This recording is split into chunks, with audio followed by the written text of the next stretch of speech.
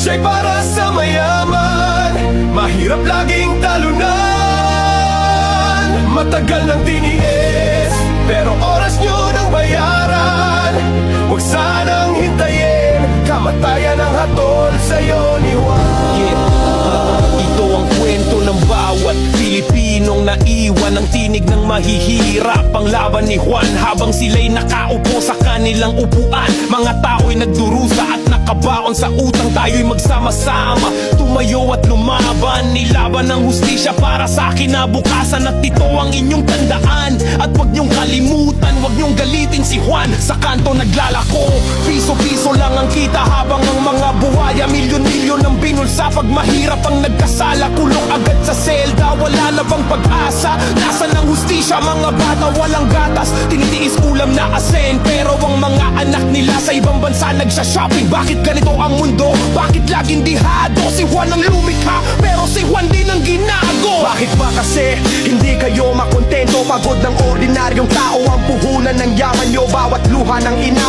bawat gutom na bata, katarungan ng sigaw, buksan ng pinto ng hustisya. Flood control sa sapa, inanod na ng baha. Kawawa ang mamamayan sa bulok ninyong sistema. Nalubog kayo sa buwis ng mamamayan, pero si Juan lubog na sa baha, baon pa sa utang. Mga kontraktor ng kalsada, puro palpak ang gawa. Bilyones ang kinita, lubak-lubak pa rin ang daan ng masa. Mga kasabot na opisyal para mga hari sa palasyo, habang si Juan ay nagugutom. Nila mo ng dilim sa kanto, kayo'y tunay na salot. Magnanakaw, mapagsamantala, magnanakaw sa kongreso, sa proyekto, sa bawat firma. Huwag kayong kampante sa inyong karangyaan, baka magalit na si Juan at tulan kayo ng kamatayan. Huwag mong galitin si Juan, baka magising sa laban. Hustisya'y para sa mayaman, mahirap laging talunan. Matagal ang tiniis, pero oras nyo nang bayaran. Huwag sanang hintayin, kamatayan ang hatol sa'yo ni Juan.